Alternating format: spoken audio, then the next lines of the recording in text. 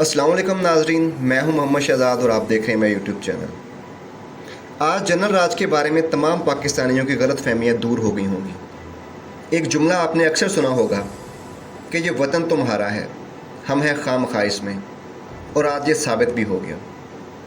आज ये साबित हो गया कि इस मुल्क में आइन और कानून नाम की कोई चीज़ नहीं है। ये मुल्क बदमाशिया का है, ये मुल्क शरीफ माफिया का है, ये मुल्क एस्टेब्लिशमेंट का है।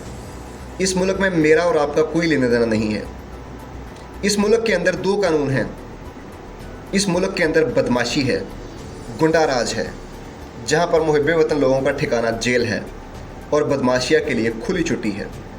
ऐसी रियासतों में ना तो अल्लाह की रहमत होती है और ना ही ऐसी रियासतें कभी तरक्की करती हैं। ऐसी रियासतों से कोई तवक्को भी नहीं रखनी चाहिए। ऐसी रियासतों से बोरिया बिस्तर उठाकर निकल जाना चाहिए, क्योंकि ऐसी रियासतों का मुकद्दर सिर्फ तबाही होती है।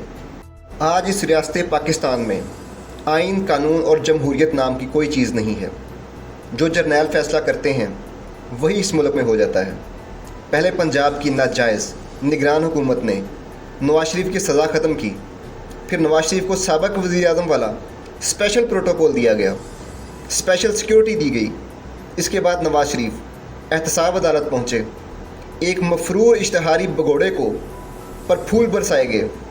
इसके बाद एहतसाब अदालत के दरवाजे खुल गए और तोशा खाना केस में नवाज शरीफ की ज़मानत मंजूर कर ली गई।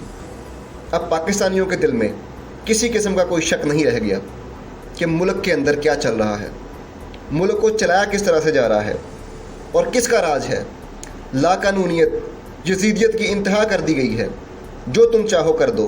कोई बोले तो वो मुजरिम, वो गद्दार, वो लोगों को बगावत में उकसा रहा है, वो मुल्क दुश्मन है और सिर्फ तुम मुहिब्बे वतन हो।